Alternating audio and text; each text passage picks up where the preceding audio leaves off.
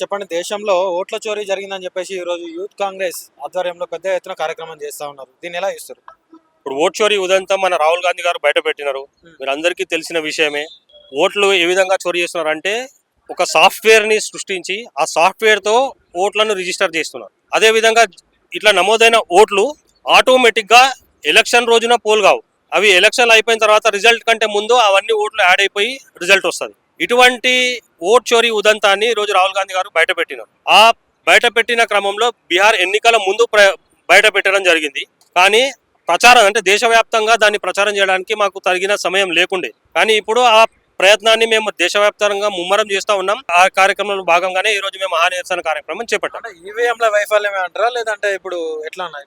ఇవి అన్ని సంస్థల వ్యవస్థల లోపాలు కదా. వ్యవస్థలన్నీ కూడా నిర్వీర్యం చేసేసినారు. ఇప్పుడు ఎలక్షన్ కమిషన్ అనేది ఆ రోజు టిఎన్ శేషన్ గారు ఎంత పకడ్బందీగా పటిష్టంగా దాన్ని పునాదులు వేసి నిర్మించినారో ఈ రోజు దాన్ని తుంగలో దొక్కేసినారు. దాన్ని మొత్తాన్ని కూల్చేసినారు. ఈ రోజు ఎవరిని నమ్ముకోవాలి మనం? ఇప్పుడు ఒకప్పుడు ఈసీఏ ఉంటే నార్మల్ గా ఎలక్షన్ కమిషన్ వచ్చినప్పుడు ఒక నార్మల్ ఎస్ఐ కూడా ఒక వీరునిలాగా పోరాటం చేసి ఓటుని కాపాడేవాడు. అంటే చిన్న ఇష్యూ వచ్చినా సరే.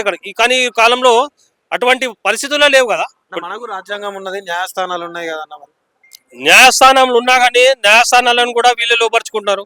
న్యాయస్థానంలో ఉన్న న్యాయమూర్తులనే వీళ్ళు లోపరుచుకుంటున్నారు. న్యాయస్థానంలో ఈ ఎలక్షన్ కమిషన్లో నాయకులను ఎవరైతే అధికారులు ఉంటారో వాళ్ళని కూడా లోపరుచుకున్నారు. ఈ రోజు ఏదైతే నాయకులు వ్యవస్థలో పనిచేస్తా ఉన్నారో, ప్రభుత్వ అధికారులు ఉన్నతాధికారులు ఉన్నారో వాళ్ళే వాళ్ళ మనస్సాక్షిని పక్కన పెట్టి పనిచేస్తున్న పరిస్థితులు ఉన్నాయి. లేకపోతే మీరు వాళ్ళని ఎన్ని రకాలుగా పీడిస్తున్నారు, ఎన్ని రకాలుగా ఒత్తిడికి గురి చేస్తున్నారో అవన్నీ మనం వివిధ ఉదంతాలలో బయటపడతా ఉంది. అదే కాకుండా ఈ రోజు ఎన్నికలకు ముందు బాంబ్ బ్లాస్టులు చేయడం మనం ఒకప్పుడు తీవ్రవాదులు చేస్తున్నాం. కానీ ఈ రోజు క్రమంగా మనం విశ్లేషిస్తే వీలే కావాలని బాంబ్ బ్లాస్టులు చేస్తూ దేశభక్తిని సృష్టించి వాటిని ఓట్లుగా మార్చుకునే ఏదైతే ఎత్తుగడలకు పాల్పడుతున్నారో ఆ కుట్రలన్నీ కూడా మేము బహిర్గతం చేస్తాం.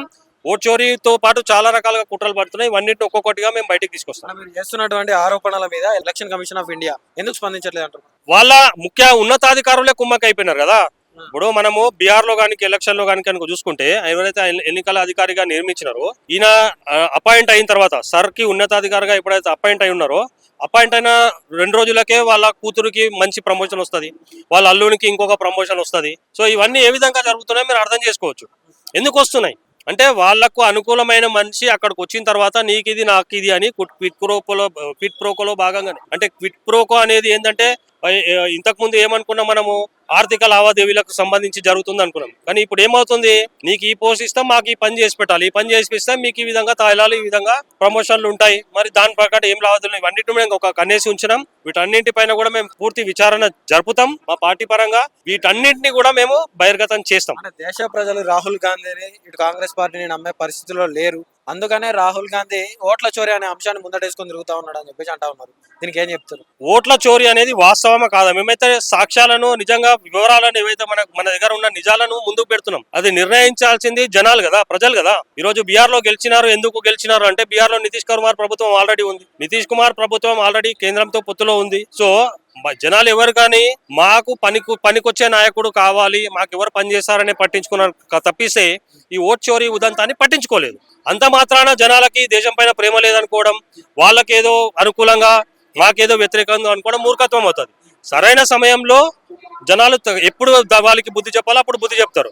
కానీ మేము జనాల ముందు ఈ నిజాలను బహిర్గత చేసే పని అయితే ఎప్పటికీ చేస్తూనే ఉంటాం, నిరంతరంగా కొనసాగుతూ ఉంటుంది. అంటే ఎన్నికల ముందు మన తెలంగాణలో కూడా చూసుకున్నట్టయితే రాహుల్ గాంధీ మన రాష్ట్రానికి వచ్చి అలవి గాని హామీలు ఇచ్చి ప్రజల్ని మోసం చేసిండు. అందుకనే రాహుల్ గాంధీని దేశంలో ఎవరు నమ్మే పరిస్థితులు లేరు అని చెప్పి మాట్లాడుతారు. దీనికి ఏం చెప్తారు? ఇది పూర్తిగా అసంబద్ధం. ఎందుకంటే రాహుల్ గాంధీ గారు ఒక మాట ఇచ్చినారు అంటే అది ఖచ్చితంగా చేసి తీరాల్సిందే. నిరుద్యోగులు 2 లక్షల ఉద్యోగాలు ఎడిపోయినాయి అన్నా, మరి బీసీ రిజర్వేషన్లు ఎడిపోయినాయి. బీసీ రిజర్వేషన్ల పైన ఆల్రెడీ మేము ఒక కార్యాచరణ ప్రకటించినాం. అది కోర్టు మనకు వ్యతిరేకంగా తీర్పిచ్చింది కాబట్టి దాన్ని ఆగినాం. అది చేయమనట్లేదు. ఈ దేశంలో ఎవరికైనా జనాలకి, ప్రజలకి హక్కులు కల్పించింది అంటే కాంగ్రెస్ పార్టీయే. కాంగ్రెస్ పార్టీకి ఉన్న నిబద్ధత దేశంలో ఏ పార్టీకి కూడా లేదు. బ్రదర్ చెప్పండి, రాజ్యాంగానికి విరుద్ధంగా ఓట్ చోరీ జరిగిందని చెప్పేసి ఈ రోజు గాంధీ భవన్ లో పెద్ద ఎత్తున కార్యక్రమం చేస్తా ఉన్నారు. అసలు దేనికోసం అని చెప్పుకోవచ్చు? అంటే రీసెంట్ గా బీహార్ లో జరిగిన ఎన్నికల్లో ఫలితాలను బట్టి మీరు అర్థం చేసుకోవచ్చు. ఎలక్షన్ల ముందు ఈ చీఫ్ ఎలక్షన్ కమిషనర్ గారు ఈ ఆర్ఎస్ఎస్కి బీజేపీకి తొత్తుగా పనిచేస్తూ 65 లక్షల ఓట్లను తొలగించడం జరిగింది. 65 లక్షల ఓట్లు ఈ మన కాంగ్రెస్ పార్టీకి కానీ తేజస్వి యాదవ్ గారి పార్టీకి కానీ అనుకూలంగా ఉన్న ఓట్లను అక్కడ తొలగించడం జరిగింది. ఆ ఎలక్షన్ ముందే ఎందుకు తొలగించాలి? ఈ 65 లక్షల ఓటర్లు ఎలక్షన్ ముందే ఎందుకు తొలగించాలి? ఎందుకు ఇది మొత్తం రాజ్యాంగానికి వ్యతిరేకంగా అక్కడ బీహార్ ఎన్నికల్లో ఈ ఎలక్షన్ కమిషనర్ పనిచేసినట్టు మనకు స్పష్టంగా కనిపిస్తుంది. దానికి నిరసనగానే ఈరోజు తెలంగాణ యువజన కాంగ్రెస్ రాష్ట్ర ఆధ్వర్యంలో ఈరోజు నిరసన కార్యక్రమానికి పెద్ద ఎత్తున మా యువజన కాంగ్రెస్ కార్యకర్తలు ఇక్కడ తరలించడం జరిగింది. మీరు అర్థం చేసుకోండి, ఈ 65 లక్షల ఓట్లు అనేది మీరు బీజేపీ అక్కడ ఎక్కడైతే వేసిందో మన చీఫ్ ఎలక్షన్ కమిషనర్ 65 లక్షలు తీసేసి కొత్త ఓట్లను నమోదు చేసి వేరే రాష్ట్రాల నుంచి పబ్లిక్ని తరలించి అక్కడ దొంగ ఓట్లు వేయించడం జరిగింది. ఈ ఇంతకుముందు జరిగిన మహారాష్ట్ర ఎన్నికల్లో కానీ హర్యానా ఎన్నికల్లో కానీ మీరు అర్థం చేసుకోండి, అక్కడ మనకి సర్వే దానికంటే ఆపోజిట్గా రిజల్ట్స్ రావడం జరిగింది. అక్కడ హర్యానాలో కానీ మహారాష్ట్రలో కూడా కూటమి ప్రభుత్వం శివసేన కాంగ్రెస్ కూటమి ప్రభుత్వం ఏర్పడుతుందని మనకి సర్వేలు వస్తే తీరా ఎన్నికల్లో రిజల్ట్ చూసే వరకు ఎన్డీఏ గవర్నమెంట్ ఫామ్ అయింది. అదంతా హర్యానాలో కూడా అలానే జరిగింది. ఇదంతా జరగడానికి కారణం ఓట్ చోరీ. ఈ నరేంద్ర మోడీ గారు ఇంకెన్ని రోజులు ఈ ఓట్ చోరీని అడ్డు పెట్టుకొని ఇంకెన్ని రోజులు గద్దె మీద కూర్చుంటారు? మీరు కనీసం ఈవీఎంలనన్నా తీసేసి బ్యాలెట్ పేపర్ అన్నా పెట్టండి, నిజాయితీగా ఓటింగ్ ని జరిపించండి. 65 లక్షల ఓట్ చోరీ జరిగిందని చెప్పేసి మీరు అంటా ఉన్నారు. మరి 65 లక్షల ఓట్ల చోరీ జరిగితే ఎలక్షన్ కమిషన్ ఏం చేస్తా ఉన్నది? మరి ఎలక్షన్ కమిషనే ఈ బీజేపీకి తొత్తుగా మారి చీఫ్ ఎలక్షన్ కమిషనర్ కూడా ఈ 65 లక్షల ఓట్లను బీజేపీ వాళ్ళకి అనుకూలంగా లేని ఓట్లను అక్కడ కలెక్ట్ చేసి 65 లక్షల ఓట్లను తీసేశారు. ఇక్కడ వేరే రాష్ట్రం నుంచి మీరు అర్థం చేసుకొని బ్రెజిల్ మోడల్కి మన ఇండియాలో మొన్న జరిగిన బీహార్ ఎలక్షన్స్ లో ఎన్నో బూత్లలో తనకి అక్కడనే మళ్ళీ డిఫరెంట్ బూత్స్ లో తనకు ఓటు ఉంది. ఈ రాహుల్ గాంధీ గారు గత కొన్ని నెలలుగా అక్కడ ఈ ఓట్ చోరీ గురించి ఎక్స్ప్లెయిన్ చేసినా కూడా అక్కడ ఏం సాల్వ్ కాలేదు. ఇంకా రానున్న రోజుల్లో కూడా రాహుల్ గాంధీ గారు ఇప్పుడు దేశ ప్రధానికి ఈ బీహార్ గెలుపు అనేది రేపు రానున్న రోజుల్లో ఓడిపోవడానికి పెద్ద మీరేమో ఓట్ల చోరీ జరిగిందని చెప్పేసి మీరు అంటా ఉన్నారు. అసలు దేశంలో కాంగ్రెస్ పార్టీని నమ్మే పరిస్థితి లేదు, రాహుల్ గాంధీని నమ్మే పరిస్థితి లేదు, అందుకనే ఇలాంటి రిజల్ట్స్ చూస్తున్నామని చెప్పేసి బీజేపీ పార్టీ వాళ్ళు అంటా ఉన్నారు. దీన్ని ఎలా ఇస్తారు అన్న?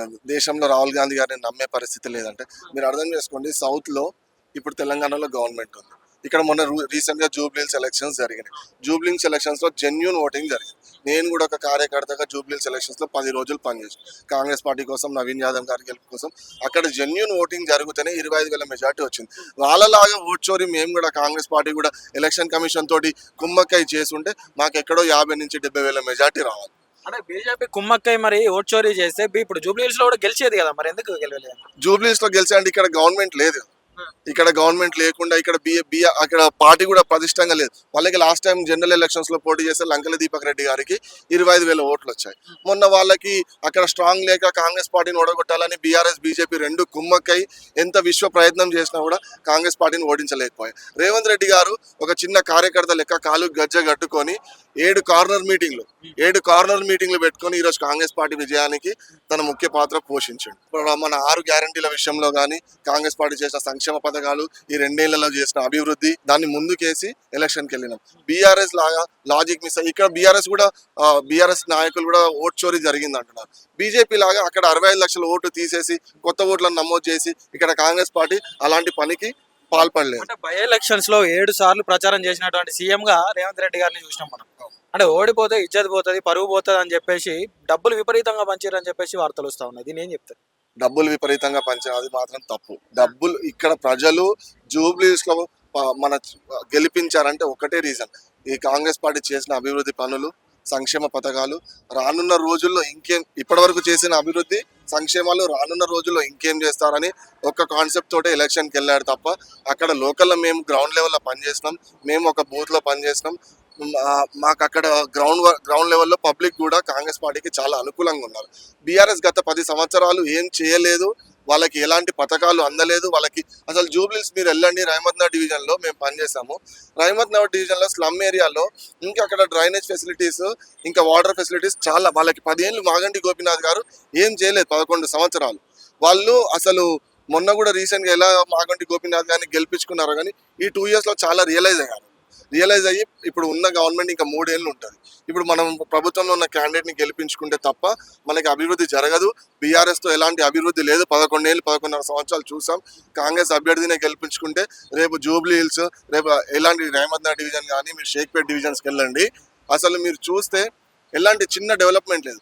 2014 కంటే ముందు కాంగ్రెస్ పార్టీ చేసిన డెవలప్మెంట్ తప్ప 2014 తర్వాత బీఆర్ఎస్ కానీ అక్కడ ఉన్న స్థానిక ఎమ్మెల్యే మాగంటి గోపీనాథ్ గారు కానీ ఎలాంటి అభివృద్ధి చేయలేదు.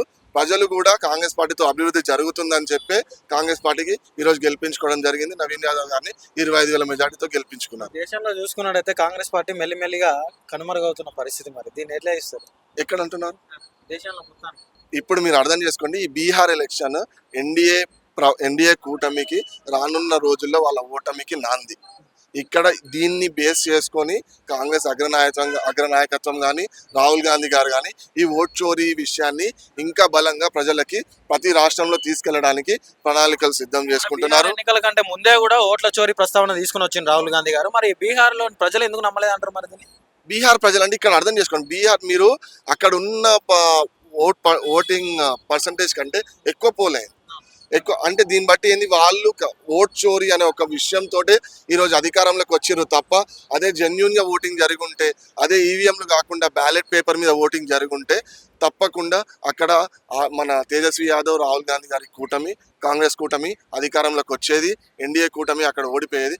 ఈ ఒక్క ఓట్ చోరీ ఎలక్షన్ కమిషనర్ ఎలా అంటే ఒక ఆర్ఎస్ఎస్ కార్యకర్త, ఒక బీజేపీ కార్యకర్తలా పనిచేస్తూ అక్కడ ఈ ఎన్డీఏ గవర్నమెంట్ రావడానికి కారణం చీఫ్ ఎలక్షన్ కమిషనర్ గారు.